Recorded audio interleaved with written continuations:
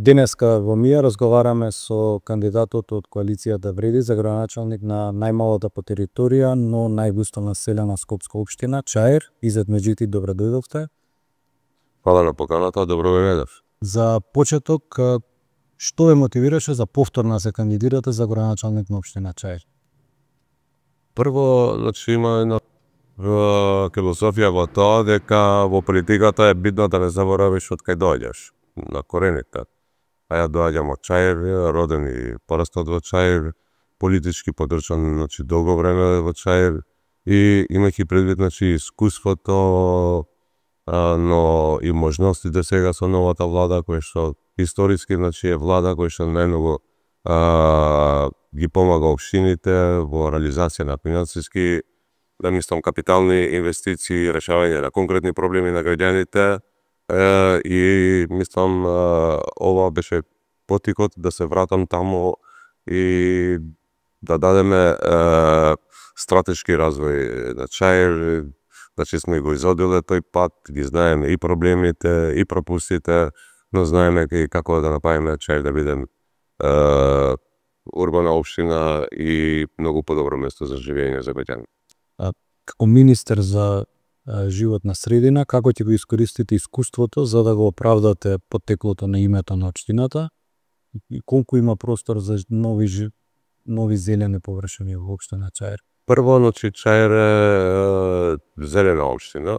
Ако одиме значи просторно по процентуално колку има градба и колку има зеленило, значи Чаир е зелена општина би рекол и значи по квадрат значи стои подобро од другите многу други општини во Скопје.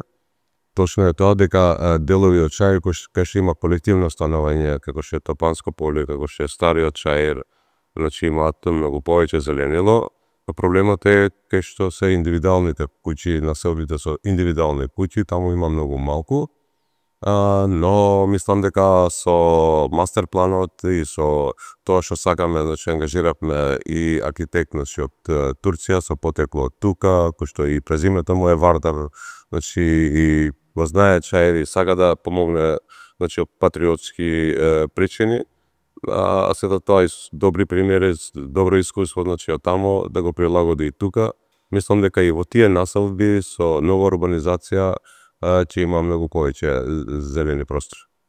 Добро, како што спомнавте, значи најавивте изработка на мастер план за Чаир по примерот на Истанбул и Бурса од архитектот Байрам Вардар. Што повеќе може тука да ни откриете? Значи најголем проблем е недостиг на паркинг, немање нели пренатрупаност во тие делови. Вака, значи по анкетите и по тоа што и мислење на граѓаните, моментално се две работи, значи најбитни за граѓаните во Чаир. Тоа е паркингот и второ значи хигиената. Ќе почнеме од второто, значи во однос на хигиената. Ние во Чаир имаме 4 локации подземни контејнери и во овој период значи ќе поставиме уште 9 подземни контејнери. Но имаме идеја и план, значи целиот Чаир да нема ни ѓубре, ни контејнери, се да биде подземно и тоа ќе биде пилот општина прва во Македонија, прва во градот Скопје, каде што ќе биде тоа изведено. Во однос на подобрување, после ќе дадеме придонес, значи и со социјалните работници што ги имаме, но и мислам дека новото раководство на град Скопје и на јавните предпријатија ќе бидат многу поодговорни и сето тоа што го земат од Чаир како такси, како даноци, ќе го вратат со инвестиција во зеленило, во хигиена и во друго. А во однос на паркинг местата, да, е мала површина, 3,4 km2, има по пописот 63.000 жители, но мислам дека има повеќе. Има околу 80.000 жители. Но за тоа, значи, ќе дадеме наша визија како ќе го решиме. Иако по случајно, значи, доаѓам од Стара Чаршија и сега заедно со министрот Лутков, значи министрот за култура, го отворивме една подземна гаража која што за 60 возила под музеот и конзерваторскиот центар во Стара Чаршија. Значи сега ќе го изчистиме, ќе го уредиме тој простор и ќе имаат со се горниот дел 120 паркинг места. Деновиве исто така, значи во населбата Газибава имала една голема површина, околу 2000 квадрати, кај што на времето луѓе се грееле на дрво и тоа било простор на користење на караџица. И се договоривме, значи тие и така го нема тоа во функција, да се отвори тој простор и да биде во функција на граѓаните, да се паркираат таму и тоа ќе биде над 100 коли, 100 паркинг места. Во текот на ова година дена ние донесевме одлука у влада и веќе е во процедура во транспорт и врски, се отвори постапка за да се избере фирма за подземна гаража, значи во Коштац Скандербек, тоест во влезот на чаршијата, за 400 коли кои ќе влезат 2 спрата подземно и сето тоа ќе биде горе, значи голем плоштад со зелени површини и многу убав влез за старата Скопска чаршија. По овој принцип и ќе го искористиме и законот за јавно-приватно партнерство, да се изградат паркинзи, значи во Черченка, на Пасичарска и во некои други делови од Чаир. Мислам дека тоа целосно ќе го решиме, ќе има и зонско паркирање, значи во одредени делови од Чаир. Значи имаме визија, значи паркирањето да се реши целосно во Чаир. Тука се и дивоградбите, значи што со нив, дали општината има капацитет да ги урива, ако се уриваат, што е со граѓани, оштетените граѓани? Мислам дека ако доаѓа нема да се уриваат, но ќе се стави веќе мораториум за дивоградби или за нови градби. Мислам дека апсолвирано како тема е злоупотребено, значи во функција на овие локални избори. Чаир не се разликува, значи воопшто, значи од другите скопски општини, воопшто од другите општини на ниво на Македонија. 6 општина е на ниво на град Скопје, значи 5 други се пред Чаир, 9 други се пред Чаир на ниво на Република Македонија. И тие што обвинуваат требало да мислат на тоа да не го кројат Чаир со 3,4 км. Мислам на Ахмети и Османи. Значи требало на времето да не биде општина која што е скоро со површина колку касарната Илинден. Значи Чаир има 3,4 км, касарната Илинден има 2,2 км квадрат. Значи требало на време да го мислат тоа, а не да натрупаат 80.000 жители во 3 км квадрат и нормално дека е тоа проблем. Но ние не сме од тие што се жалиме, туку вака секојдневно знаеме кај одиме и како да направиме подобро место за живење од Чаир. Добро, прашањето ми беше повеќе со мастер планот што го најавувате, како ќе се мастер планот тој проблем? Мастер планот значи ќе даде визија за наредните 50 години по принципот на Кенза Танго, значи од 63-та, кој што служило на град Скопје и денес служи како рамка и кај води, мислам, урбанизација на Скопје. Тоа ќе даде решенија за сообраќајно решение, пример проширување на Цветан Димов и да испадне до обиколницава, како да испадне булеварот, значи Џон Кенеди, мислам улицата Џон Кенеди на булеварот Никола Карев, исто така како да се прошири Косовско-македонска бригада. Сето тоа и проширување и решение на главните артерии во Чаир и што ќе даде друга димензија, значи луѓето ќе можат многу полесно да се. Исто така ти даде водност на зеленило, водност на тротоари, водност на урбанизација, но тоа за скоро време и ќе го прикажеме и објасниме пред јавност. Добро, веќе со кандидатот за градоначалник од владиниот коалицијски партнер БУМР ДПМН од Георгиевски, веќе најавивте дека улицата Цветан Димов ќе се проширува булевар со 3 ленти, велосипедски патеки, но трасата минува низ, да речеме, повпечатливиот дел на Чаир со дрвореди, го допира и стариот парк, па еве постои ли решение за да се задржи и тоа, но и да се направи булеварот, пошто и двете се важни за. Решението е подолго време, значи на ниво на, мислам, во градот Скопје има проект за тоа, почната експроприација, значи на дворовите, на мислам луѓе кај што ќе им се одземе тоа. Така да тоа е единствено добро решение. Значи ќе елиминира единствената црна точка на ниво на градот Скопје и луѓето нема да губат време или да го избегнуваат Чаир, туку ќе поминат низ Чаир без да размислат. И мислам ги има деталите во проектот. Добро, веќе најавте повеќе проекти за Чаир во вредност од 65 милиони евра. Еден е тој што го спомнавте, подземниот паркинг на плоштадот Скендербек, но која е вашата визија за чаршијата и делот околу? Главниот проблем вака, мислам, ние придонесовме од чаршијата беше замрена, значи пред 10 години, нешто повеќе од 10 години, после 5 сата, значи таму луѓе се плашаа да поминат, немаше жив човек, бизнисите беа пред затворање.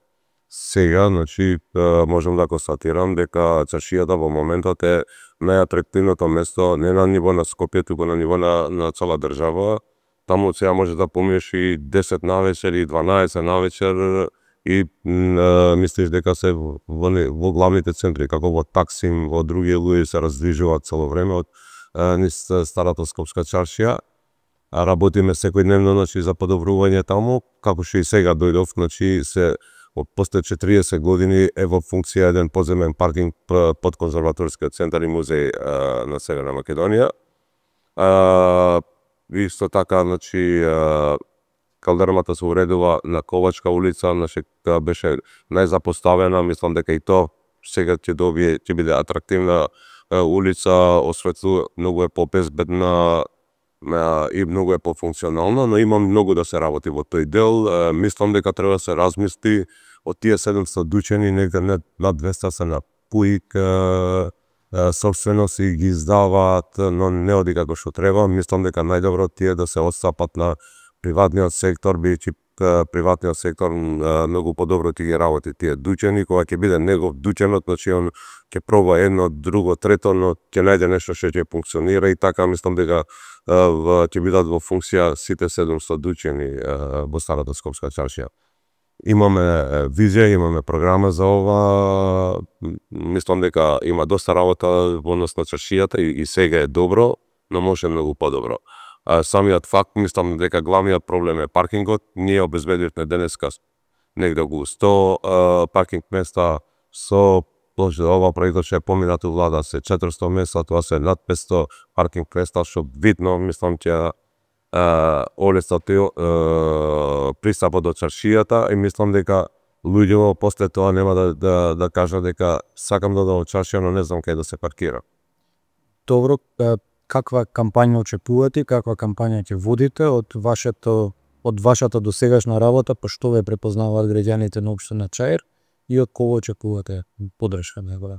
Вака, значи ние почнавме секојдневно, значи промовираме проекти што се реализираат, проекти што ќе ги реализираме до избори и ќе има и програмата, гласот зашто го бараме за наредните 4 години. И тоа нема да биде се и се што да понудиме, туку ќе има неколку столови на кампањата, како што пример во однос на игиената, го кажувам и стојам за тоа дека Чаир ќе биде прва општина што нема да има ѓубре и континери и све ќе биде подземно. И мислам дека тоа ќе придонесе за многу почист Чаир, позелен Чаир. Исто така ќе биде и во однос на другите прашања, во однос на паркинзиве ќе покажеме колку паркинзи ги има и која е нашата визија тоа во наредните 4 години да има паркинг места за доволно за Чаир. Во однос на образование, можеме сега да кажам дека Чаир има 9 основни училишта. Од 1 септември 2 од тие, значи, ќе бидат едносмено. Значи, зборам за Конгреси манастирите и за Јашарбе во Дучанџик, ќе бидат првите 2 училишта кои ќе работат само на една смена, што ќе биде новост во Чаир и ќе биде наша интенција, значи, тоа да го правиме и со другите училишта, со реорганизација и со изградба на нови училишта. Во однос на градинките, пример се изведи најголемата градинка е пуштена во употреба и мислам најубавата е моментално и многу атрактивна. Уште 2 такти, значи, ќе правиме во други делови од Чаир.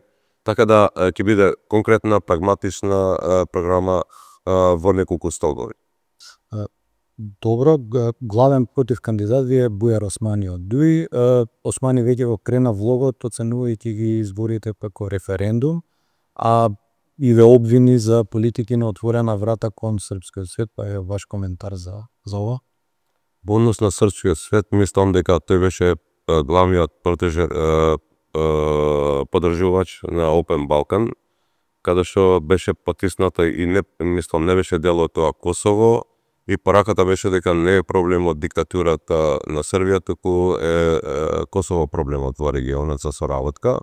И едниот од главните поддржувачи за тоа беа Ахмети Османи со Open Balkan. Имаше и друга информација дека во текот дека бил министер за надворешни работи, 11 пати бил во Београд, скоро ниеден пат не бил во Косово. Знаеше да оди и во Киев и и во Азербејџан, но никако да оди во Митровица. Така да и граѓаните го имат прочитано тоа, но овие се теми за и ти ги дадем одговорите на парламентарните избори. Ние сега збориме за локални избори и тука се гледа дека немаат програма, немаат визија и се губат, кога збориме. Ако сакаме да збориме за Охридскиот рамковен договор, за духот на Охридскиот рамковен договор, не треба да забораваме дека токму децентрализацијата е еден од главните столбови на Охридскиот договор. И ова е прва влада што помага на ваков начин на сите општини, без разлика од која партија по политичка преминенција е градоначалникот, бише за нас битни граѓаните и нивните проблеми и решенијата за тие проблеми. Го поддржува ова влада, го поддржува децентрализацијата, која е еден од главните столбови на рамковниот договор, и тука мислам се затвора. И ние збориме сега за локални избори, за општините, за конкретни проблеми, за конкретни решенија. Додека тие збора сега за теми кои што не се сопаѓаат со локалните политики. Така да, во однос на локалните политики, тука сме да одговориме, да се соочиме. Во однос на такви теми, ги имаме одговорите за тоа ќе збориме на идните парламентарни избори кои се редовни после 3 години. Еве за вашите очекувања, колку советници очекувате во својот општина Чаир? Очекувам, апсолутна победа на Влен во Чаир. И во однос на советниците, и во однос на градоначалникот. Имате доволно за да советници за да ги остварите сите целата програма? Нема да диле. Добро, за крај, колку гласови очекувате во прв круг?